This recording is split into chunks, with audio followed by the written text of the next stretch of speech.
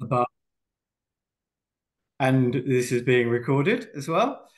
So yeah, that'd be really helpful if you could just rename yourselves and give us an idea of where you're from. So yeah, really good to see you. And in that vein, if you can keep your cameras on, that'd be great. But obviously, if you're having a bad hair day or the cat's just really annoying you, then obviously you can keep your cameras off. I'm Um, doing the right place. and if you can keep muted, that'd be brilliant. We are going to have three presentations this morning. So we've got John Taylor from Southeast Net Zero Hub. We'll be talking about applying for the Community Energy Fund, and then John Rawlings from Renew EV talking about rooftop solar and other net zero projects, and then Anna Vercelotti from Bright Renewables, who'll be talking about community asset management. So really looking forward to those. There'll be time for questions at the end of all the talks, so we'll have about 30 minutes or so for questions. But if you could hang on to those until the end. But please, any questions in the chat as well. We'll try and answer them as we go along, but we'll also probably keep the ones that can't see to the end of the presentations. So before I start, has anybody got any questions? Just okay. Well, in that case, I'm going to ask John if you'd like to start off and share your slides. That'd be great. Okay, great. Good morning, everybody. Hopefully this is coming through all clear for you. That's great. Yeah, my name is John Taylor. I work for an organisation called the Greater Southeast Net Zero Hub. We're a public sector team working with councils all across Southeast England, London, East Anglia, helping them deliver investment into their local energy and net zero projects. As part of that, we run on behalf of the Department for Energy Security and Net Zero, the Community Energy Fund, which I'm going to be talking about this morning, and yeah, giving you an overview of how the fund works, what sort of projects you can apply for, and particularly how it fits in with rooftop solar PV. Right. So the Community Energy Fund, it's a national scheme covering England. It's a £10 million grant scheme covering both urban and rural communities, targeted at social enterprises, charities, parish and town councils, with the aim of giving you a financial resource to bring in professional expertise to help you investigate the feasibility and the project development work of locally owned community energy projects. This can cover generating renewable electricity from solar panels, wind turbines, hydropower, as well as generating heat from heat pumps, biomass boilers, distributing them through kind of village or community scale heat networks. Also looking at how that power can link in with other energy services as well. So local social enterprise models for electric vehicle charging, for example, or giving people access to electric vehicles, as well as combining energy efficiency kind of savings as well as part of all this is important, as well as the generation side. So the funding is what we call revenue funding rather than capital funding. So you can't use the money to actually purchase the equipment or pay for the installation. That's expected to be funded through some form of investment, like a community share offer or a bond offer, or yeah, borrowing money from an ethical investor with the kind of income from your energy sales repaying any investment into the equipment. But the fund can be used to help you investigate the feasibility costs, get legal agreements in place, get you through planning process, get you grid connections, get you to that point where you're ready to start raising money to build out the projects. In terms of the timelines, it first opened in November last year, and most of the hubs in England have had the first application round already. So we're running it for the Southeast England And then the other four net zero hubs, the Midlands, the Southwest, the Northeast, Northwest, they're administering it locally to them as well. So some of you on the call may sit in one of those regions, in which case your application would go to your respective net zero hub. But yeah, each hub should have the details on their website of the application process and the timings for their funding rounds, because they do just differ slightly on location. Here in the Southeast, we've had our first funding round back in January, assessed all the applications we had in. We had about 43 applications in total, so really good levels of interest in the scheme. And for those of you that are looking to apply to us, our next funding application round closes on the 8th of April. Yeah, a little over a week away, a couple of weeks' time. So there's still time to contact us and get a bid in if that's of interest to you. And the intention is that the fund will continue having funding rounds up to March 2025 or until the budget has been allocated. As mentioned earlier, it's a £10 million pot nationally, but that's split evenly between the 5 hubs having £2 million each. And then that's split between year 1 and year 2. So we've just been through the year 1 budget, but we've got a further £1 million coming up for year 2, yeah, April to March next year. So this is probably the slide that's most relevant for solar projects, rooftop solar PV, is the stage 1 feasibility study grant. So this is there to help you buy in expertise to help you assess the basic technical feasibility of a project. So will the solar panels work in that location? Will they generate enough electricity to be worthwhile? Where are they going to be connected into the grid? Or with rooftop, they're likely to be kind of feeding the host building power needs initially. You can use the money to fund legal costs in terms of getting agreements in place to lease roofs or spaces. You can do community engagement events to let people in the area know about your project and get them interested as members and investors. Chances are the PV should be permitted development, so planning might not be such an issue for you, but it can be used to cover planning costs. As well as your own internal project management time as volunteers. You can claim some money back through the grant as well. There is a further stage 2 grant available up to a further £100,000, although this is probably more relevant for more complicated projects, such as larger solar farms or wind turbines or heat networks, where they need a lot more detailed planning or detailed business case, or have a more complicated planning application process. But that's available as well if the project looks like it needs it, and you can come back to us once you've had a successful stage 1 for further funding. So a few tips I thought I'd highlight related particularly to rooftop solar projects that we've learned through running the scheme previously. Although, as community organisations, you're very interested in delivering social benefit, and it's quite common for people to start off looking at community buildings like schools, churches, village halls, which is all great. But I would urge you also to consider commercial rooftops as well as part of your projects. So, look at other companies in the area or councils, other organisations that have high energy needs, have the space, but don't have the time or resources in-house to do it themselves, but you could come along, come to an arrangement to put solar on the roof, sell them affordable electricity and have a win-win for everybody.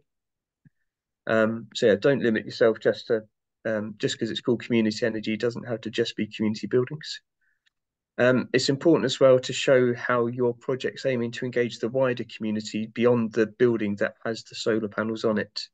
So although you will want to offer them hopefully a slightly cheaper rate, particularly if they are a school or a charity or whatever, but you should be showing how the project will be used to snowball out and grow interest and understanding about renewables in the wider community, and hopefully lead on to other types of projects and help you grow your capacity as a local community energy organisation.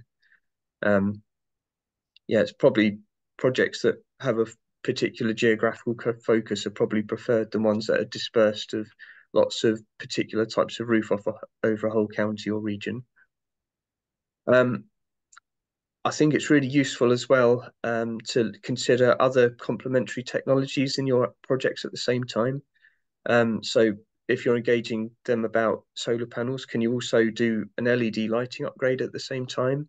Would there be benefits in having battery storage installed alongside the solar panels? Does the business or the school need EV charging that could be another source for boosting solar energy used on site? Or even, yeah, could they be looking at a move to heat pumps for their heating system, which the solar would then complement quite well in terms of running costs? Another thing to consider is what you plan to do with all the exported power. Some people choose to just limit the scale of the array just to purely meet the needs of the building and minimize the amount of power going back to the wider grid. But it could be that the roof could host a lot more panels than the host building actually requires. So if you can come up with innovative solutions for getting better value for that exported power, there are projects looking at local energy trading and local energy clubs to offer people discounted power within the same substation zone, for example. But that's well worth considering at the same time.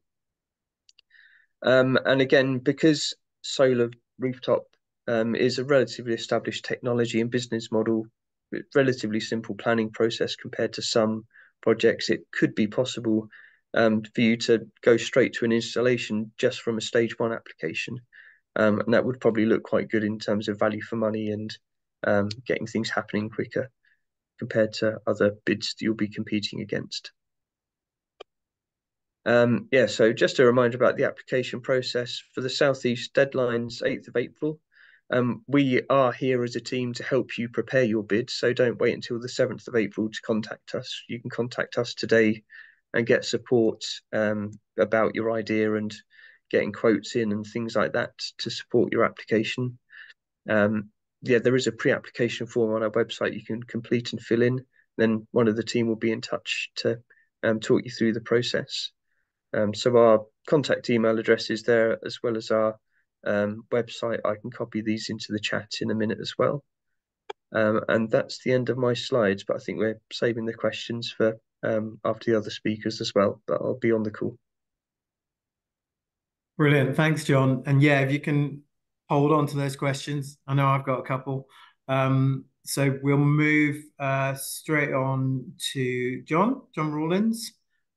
Morning, everybody. From Renew EV. So we can share your screen. Thanks, John. Yeah, that's the plan. All right. You just sort of move everything out of the way. Once I hit share, I'm not going to be able to see any questions popping up or anything like that because they'll go full screen. So I'll just be in full flow for the moment. So my name's John Rawlins. I'm from a company called Renew EV. We're based in the Southwest.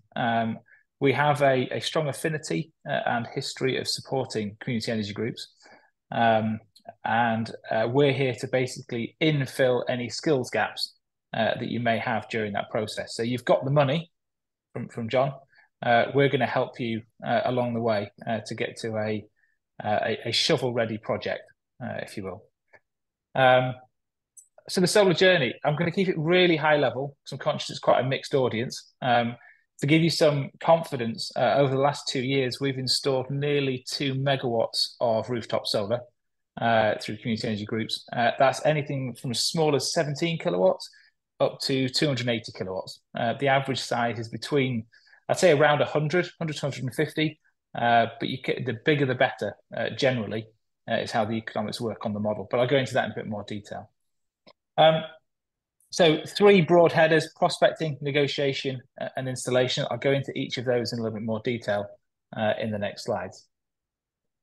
So prospecting, it's going to start with lead generation, depending on where you are in your cycle. You may already have identified a bunch of sites, which is great, or you might just be starting with Google Maps going, where do we chuck this stuff?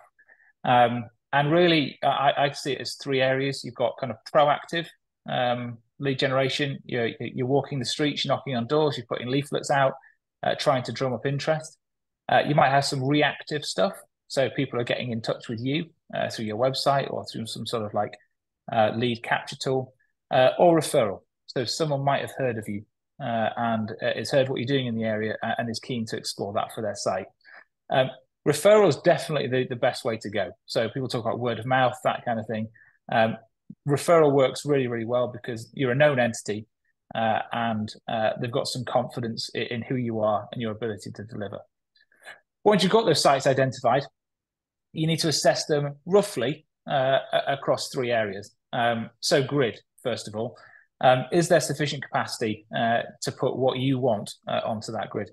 I'd say this is softening, particularly from a rooftop perspective. It used to be quite hard in certain areas, but actually the rules are changing to better align the export to the import in certain areas.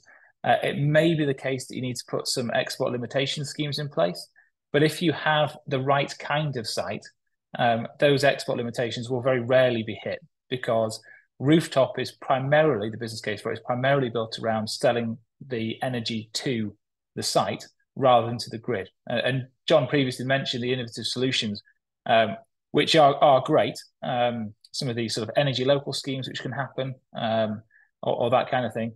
But at the moment, the rates are slightly lower than you would get. So if it's a very large site, you can afford to put more on and make that export work.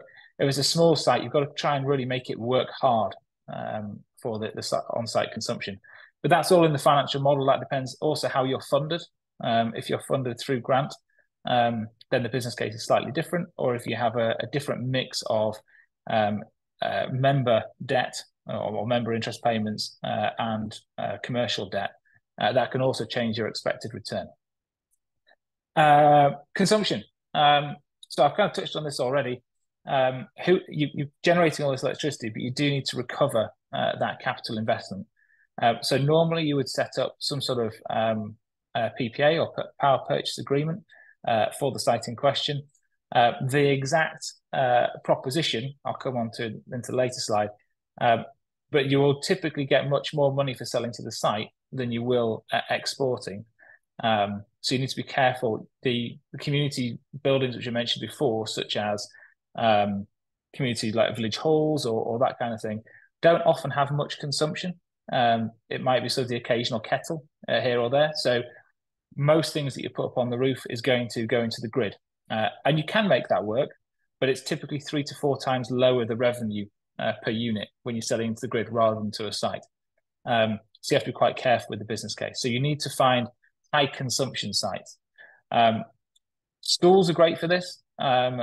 We've installed on leisure centres recently, golf clubs, food distribution centres. If you're finding places which have very consistent and predictable loads, such as chilled distribution centres who just have a continuous, always-on consumption of the big chillers, that's really easy to predict the consumption on the site, and therefore you can have confidence in your business model. Schools are great, however, they go away in the summer holidays, and the time of kind of mass generation doesn't match with mass use. So you have to be a little bit careful and make sure that you're not designing a system for an average use, and you need to make sure that you're matching the consumption on site.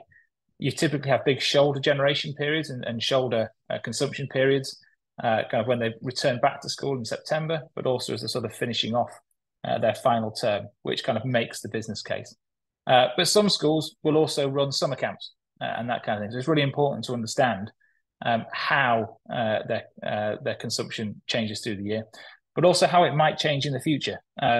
So as schools decarbonise and introduce heat pumps rather than kind of gas or even oil or biomass, that will increase the consumption on site, as will potential staff charging through EVs and things like that. So you also need to have a bit of awareness on the horizon. And then you need to look at the roof. Roofs don't need to be perfectly south-facing, a sort of nice pitch to make it all work, but they have to be in good condition. We don't want a north-facing roof, but northeast and northwest-facing roofs can work as long as they're a sufficient sort of low pitch. And flat roofs are also good. What you're typically looking for is something, as a minimum, the size of a tennis court, as a rough rule of thumb. If it's a flat roof, it needs to be 2 tennis courts because they sort of spread themselves out. But the bigger the better. There are some significant economies of scale when doing solar installations. If you think of a kind of a domestic installation, you might end up paying something like 1,500 per kilowatt that goes up per kilowatt peak. On the larger installations, you can at least halve that down to sort of 750 per kilowatt peak. So you can see the bigger you go, the greater benefit you can have both to the site in terms of a discount for the energy, but also in your cost up front. Cool. So negotiation. Before I say this, what I was meant to mention is that at this stage, you also need to start thinking about asset management. It's not good enough to sort of just build it and walk away. You're kind of and in the community. So you need to start thinking about asset management and engaging asset management suppliers if you're not going to do it in-house, and explaining what's coming up, what you intend to do, how you intend to bill it, the size of the system, what sort of commitments you've made to the operation and maintenance of the system, so that everyone can get ready. You can't deliver a system and then just chuck it over the fence. So the earlier the engagement happens, the better. On the negotiation, so this starts way before the proposal is even written. There is it often comes as a surprise to community groups who are involved in the area quite extensively how little is known about community energy. It's not well understood. If you walk down a high street, very few people will understand what it is. But you need to come across as expert and credible from the off. So when you're sort of discussing it over the phone or going through the site visits, can you authoritatively answer the questions which they'll inevitably have about what happens if this, what happens if that, how does it actually work? There's a lot to answer in there, and you need to be quite polished and assured in how you answer that, because that's quite important.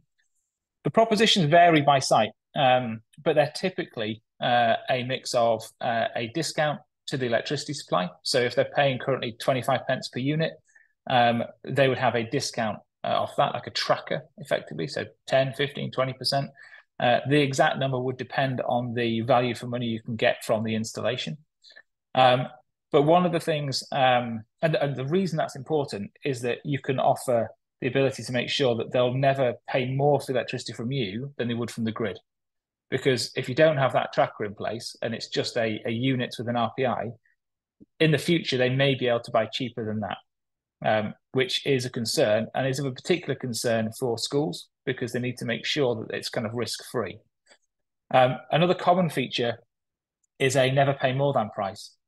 We've had recently some crazy increases in the rates. They are coming down now, but it wasn't felt appropriate for a number of our clients to profiteer from the broader geopolitical issues.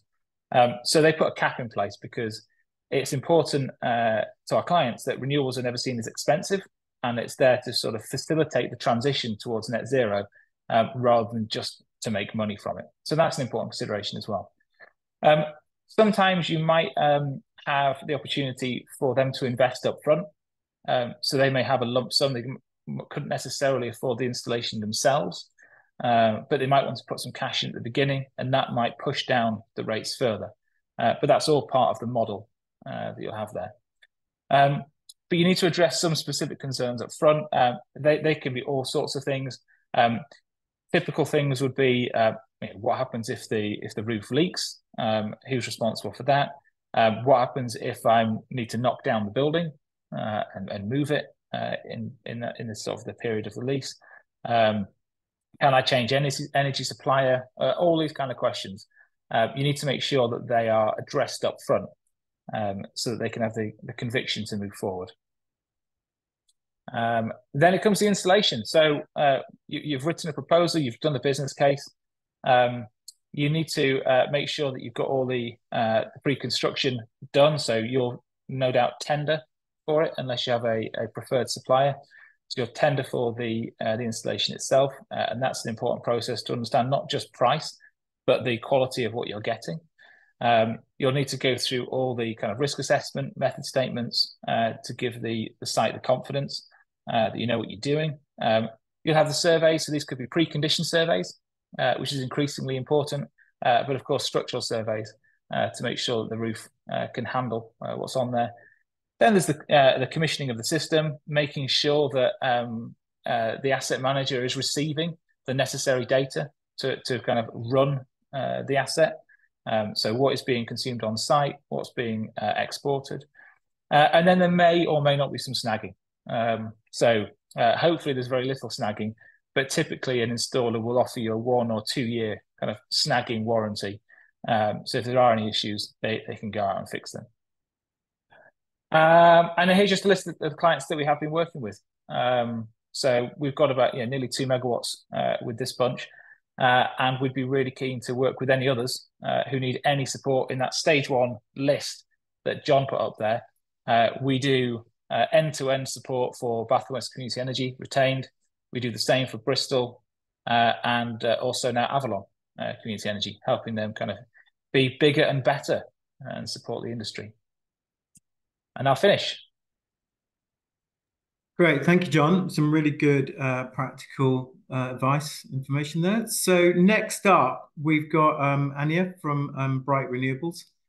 So who's going to be talking about community asset management.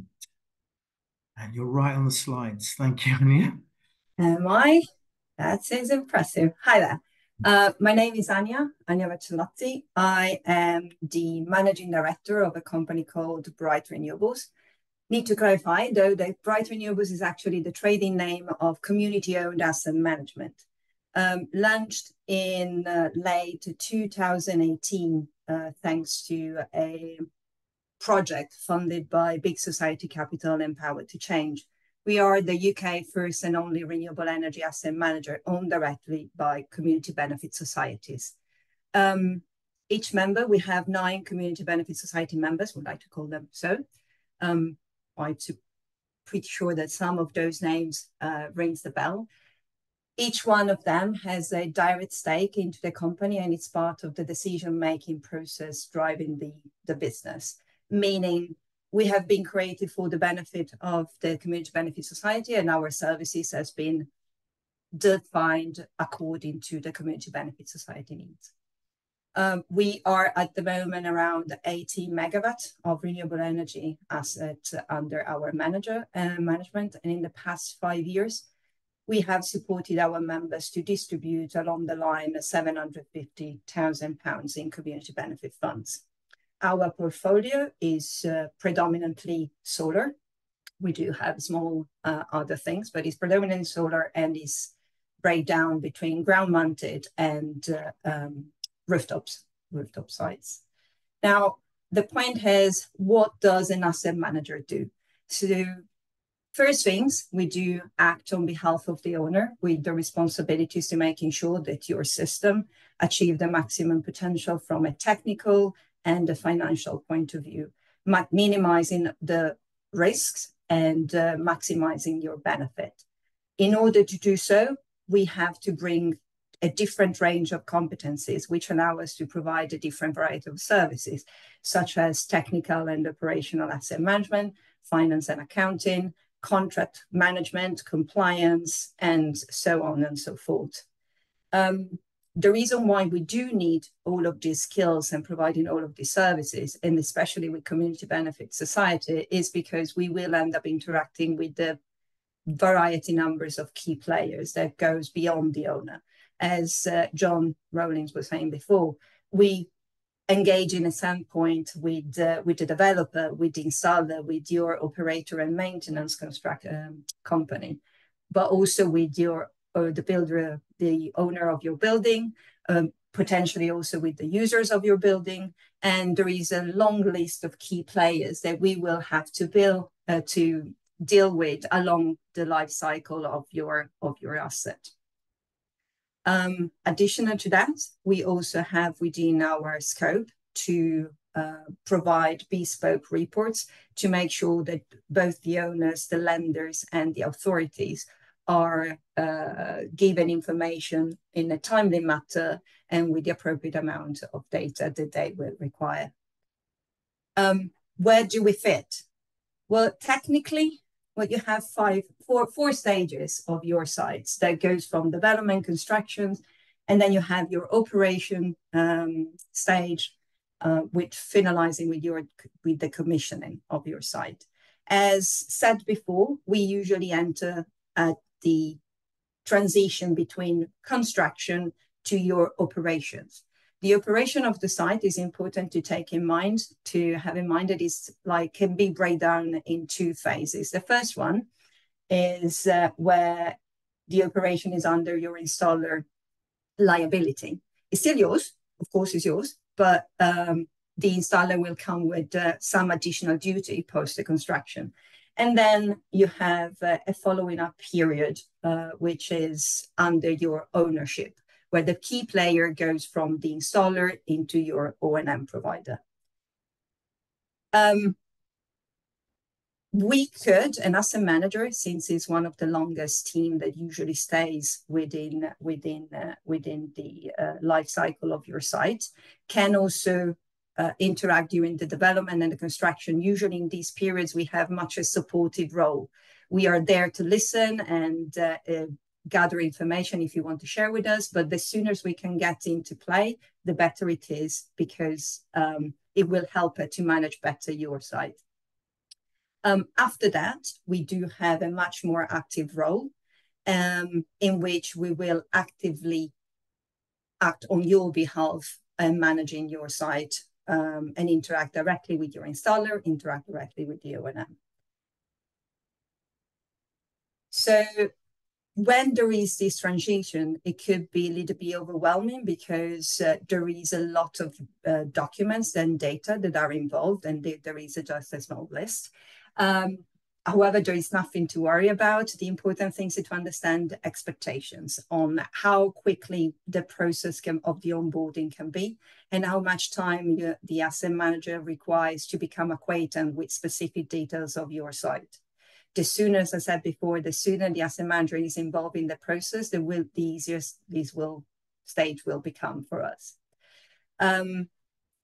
We will, once we gather the information, we of course will identify the minimum and essential set of documents required. We will understand them and map them in order to identify the key milestones and processes required by the different contracts that are in place. And of course, as I said before, becoming used to what is the history of your site and what is that you would like to achieve. That will help us to manage the solar system. The system that and tools that we will need are usually, any asset manager should have their own software and the database where they can upload all of that information, put the milestones, and have a direct line together with the owner in order to make these information flow very smoothly. We will then have the reporting. We should sit together once we have gone through the contracts and even direct agreements, etc., to understand what is required in their reporting and how often those should be provided. We will go through the operations of your site and identify that, for example, if their maintenance is the appropriate one or things can be changed. We can support on the procurement process, and we also have a play within the health and safety of the site to oversee almost what your subcontractors will be doing on site. When considering solar rooftop as a business unit or any kind of solar asset, however, there are fewer risks compared to a traditional power plant. It's not risk-free.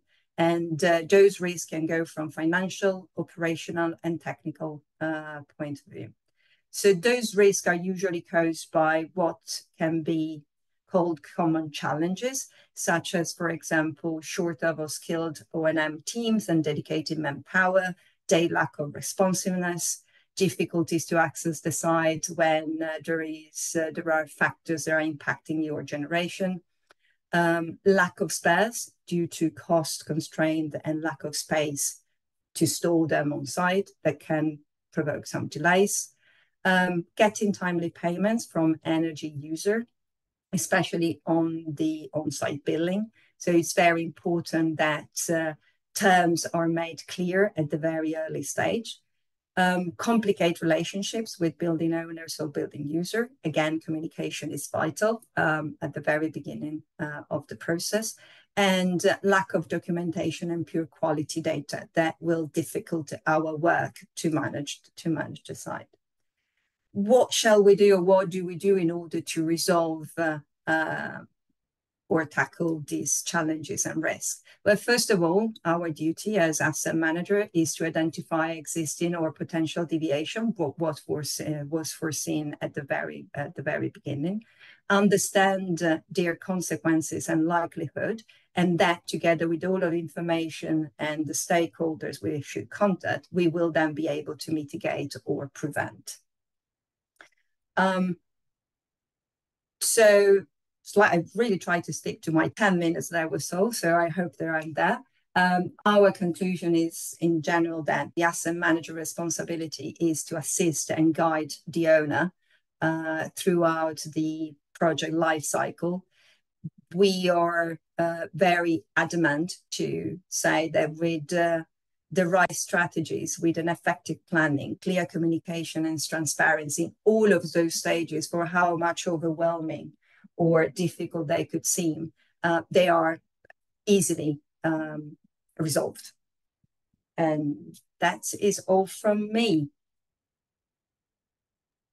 Thank you very much, Anya. That was really comprehensive. Thank you. It packed a lot into 10 minutes. So that's great. Yeah, no, there is a lot. And I have to be honest, this slide presentation was actually 40 pages at the beginning. Wow. And no way that can be. So hopefully I've been able to squeeze all of the important data. But if there is any question, I'm more than happy to go into more details and provide additional information later on. Brilliant. Thank you very much. And just say we will be circulating the slides after the webinar. So if anybody's got any questions, I mean, possibly the easy way to do it, if you can, is if you're able to stick your hands up. So using the reactions function. I don't know if you're familiar with that. So if you go to reactions and there's hand gestures, otherwise just shout out. So has anybody got any questions to start off? Tony from Croydon. Tony from Croydon, do you want to unmute yourself? Hello. Yeah. So I think it was one of the Johns mentioned EV chargers, which I don't think we've ever thought about in our group. But are we talking about the sort of little domestic ones, the Zappy chargers and My Energy things? So I think both the Johns mentioned it. I think other John mentioned it in terms of kind of innovation within the CEF bid, and then I mentioned it in terms of how the consumption on the site might change over time, and therefore the on-site consumption. So perhaps if I go first, and then other John mentioned stuff over the top. So we did conduct a bit of a research project into the viability of community-owned EV charging infrastructure. At the time, and this was a couple of years ago, we concluded it was quite challenging. The technology hadn't yet sufficiently matured, and the operational complexity of managing that solely within a community energy group is quite difficult. You're becoming an always-on 24/7 maintenance company with customer support to try and run a commercial system. But from my perspective, what I was looking at is not the ownership or running of EV charging infrastructure, but the anticipated increase in consumption as a result of any type of EV charging infrastructure which a site may have. So if in time a school puts up maybe only 10, 20, 3.6 kilowatt chargers, very sort of basic stuff, that's going to have a significant increase on the load for that site. And that's the type of thing that when we're modeling it, if they were having discussions about that type of thing, then that might give us the confidence to maybe put a slightly bigger array up than we would otherwise have done, because we know we'll be able to get that return. So that was what I was kind of pitching it as. John Taylor, if you've got anything else on that? Yeah, I tend to agree, to be honest. I think the ownership and management of an EV charging network is probably not that desirable for community energy to dive right into. It might be possible, I know Kelly's linked in the chat. Brighton Energy Co-op have done a project enhancing some of their installations with EV charging points. I think is maybe Gower Power Co-op over in Wales area as well have investigated it as well.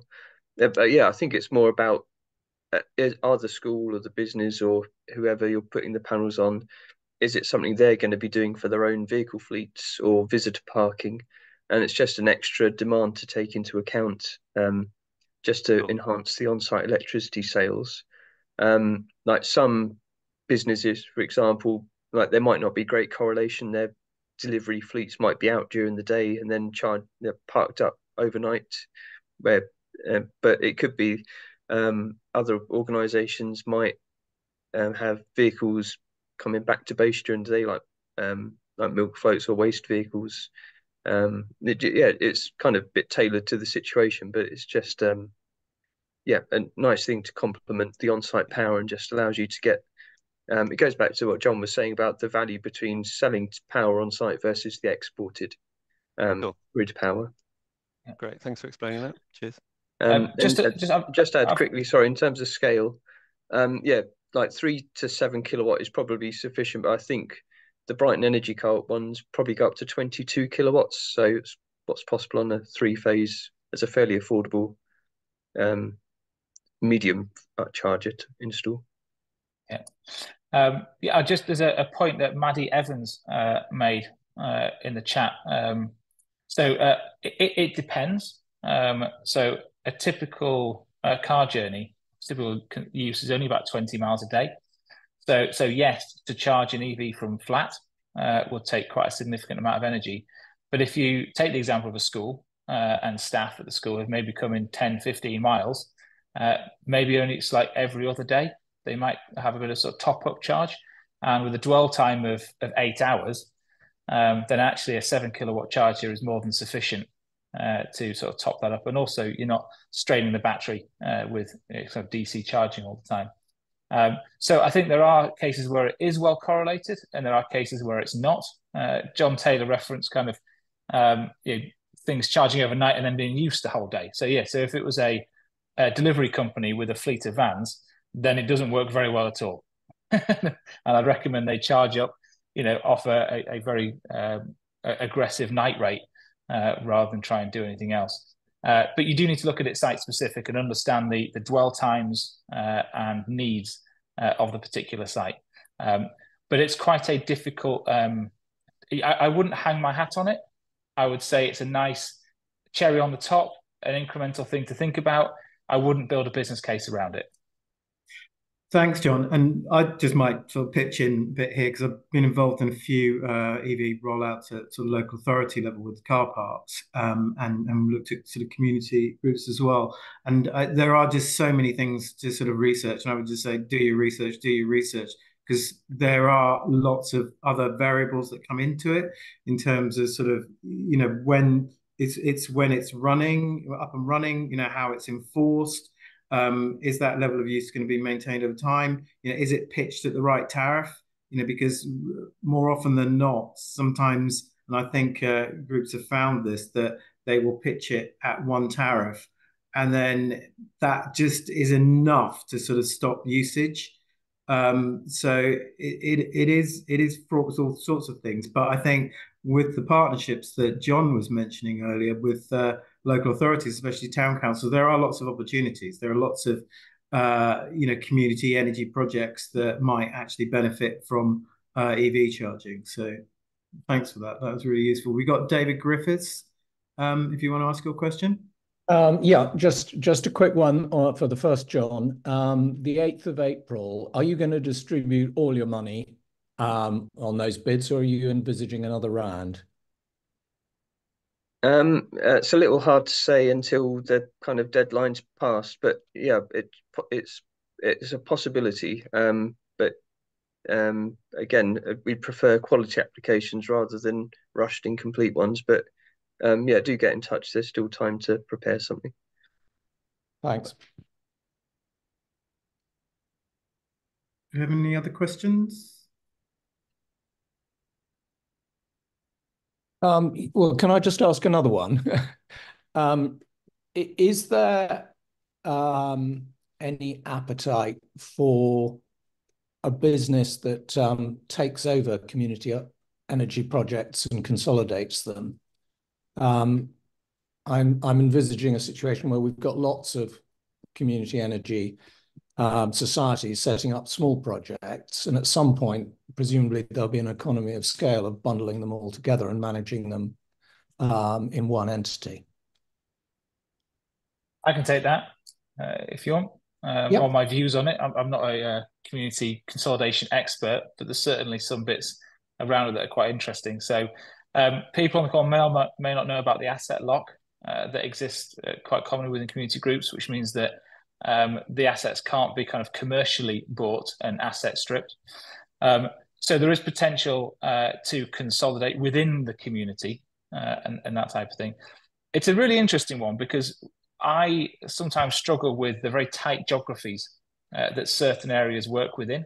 And they may have an ideal site 1 mile outside their particular boundary, but they don't want to touch it because it's not theirs.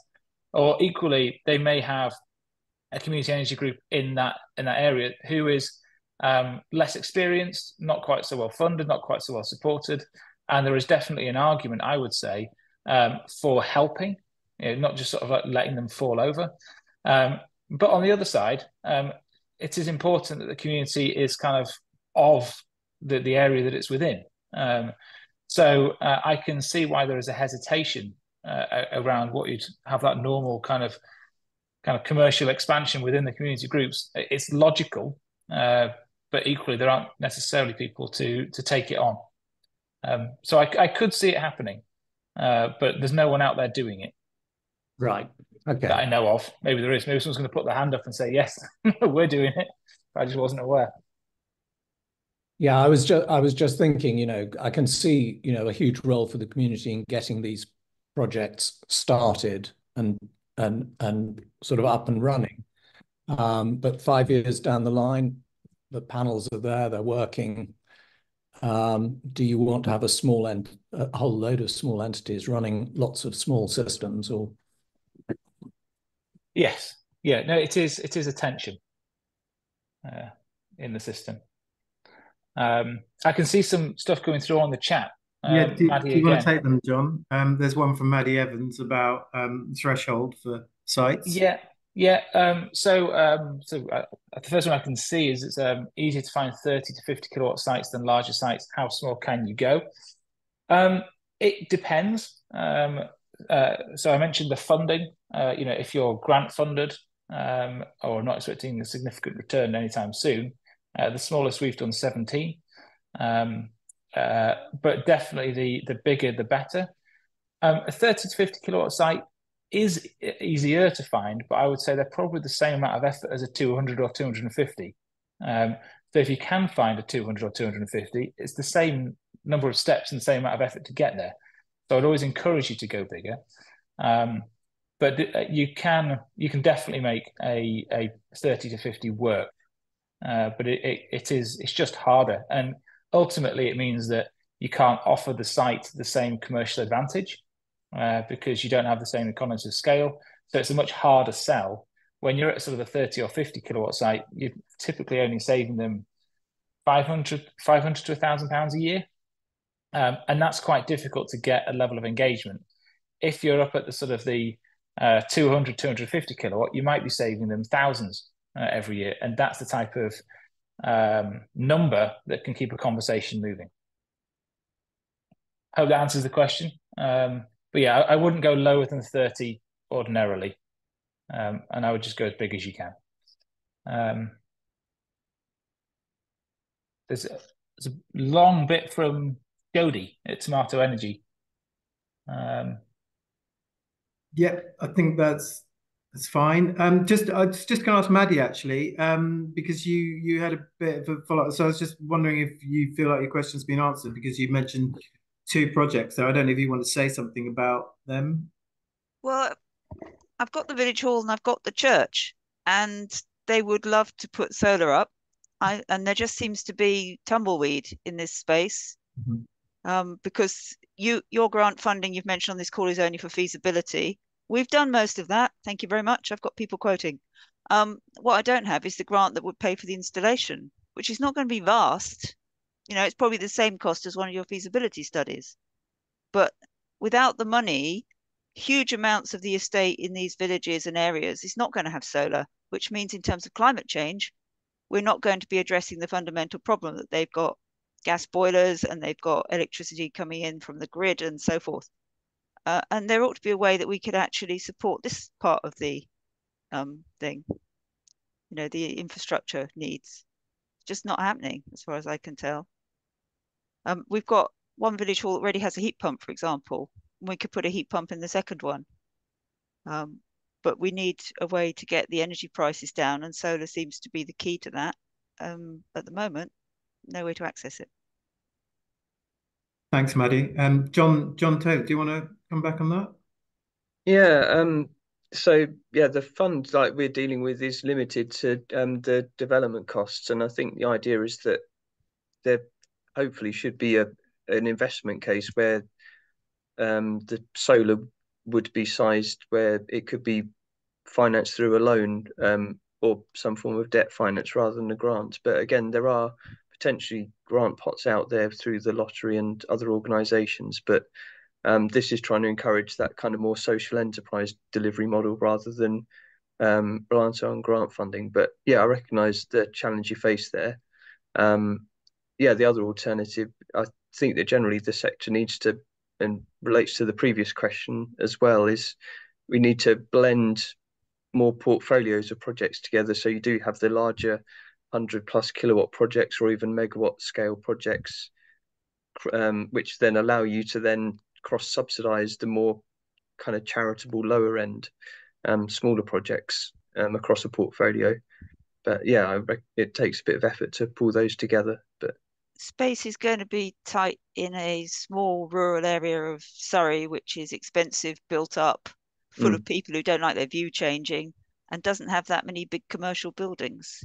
And yet we consume vast amounts of energy. So yes, interesting gap in the market, I think. Yeah. Thanks, Maddie. Keith, do you want to ask your question? Yeah, hello there. I've just popped something in the chat that may be of benefit. The VCSE energy efficiency scheme grants. Looking at it, it's in two elements. The first one is to apply for the cost and delivery of an independent energy assessment, but then the second part of it says that organisations with an energy assessment may then be eligible to apply for a capital grant to install the recommended energy efficiency measures in their premises. It's open until August 24. So that might help in some ways to address some of those things that the last speaker was raising. Thank you. Great, thanks, Keith. And I was just wondering, I mean, can SIL funding be used at all for community energy? Is that possible? It can, but we don't have any left. Okay. Great. So anybody else got any questions they might want to ask? I mean, I was just going to ask one very quick, if that's all right, just around, because John, you mentioned around planning and, you know, most solar is permitted development. Certainly sort of where we are seem to be, you know, conservation areas and national parks aside, seem to be finding planning does seem to be more of an issue sometimes. I don't know. I mean, do you have an experience of how planning has become is a factor in trying to get developed solar installations put up?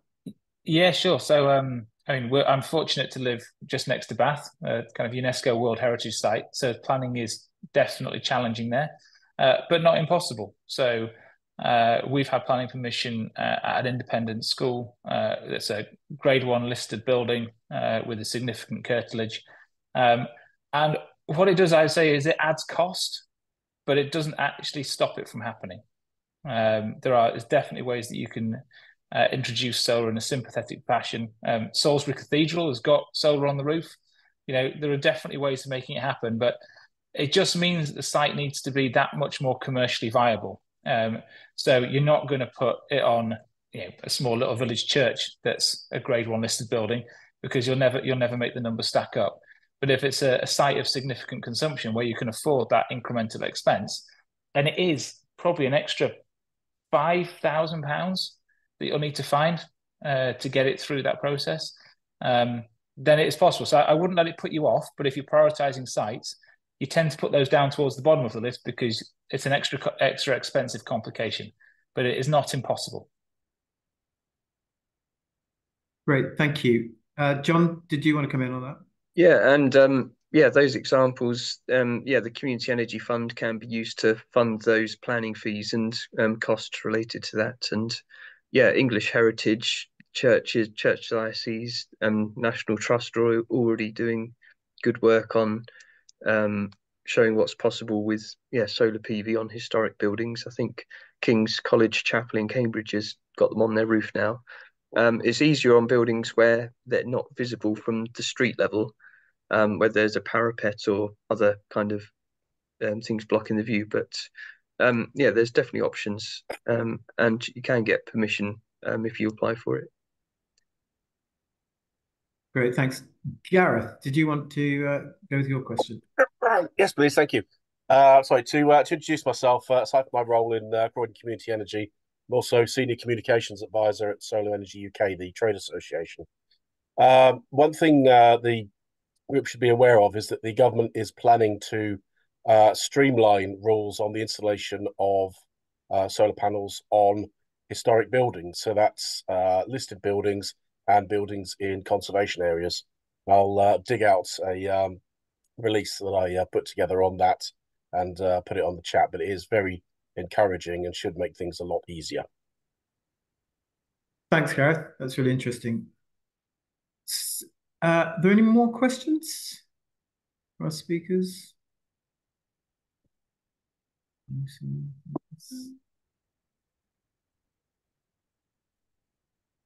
Well, in that case, if there are no more questions, then it just remains for me to thank our speakers. Thanks, John and Anya and other John for coming along. That's been really informative, and thanks all. And we will circulate the slides afterwards. So yeah, thank you very much. Okay, brilliant. Thank you. Thank you. Thank you. Thank you. Bye-bye. Thank you.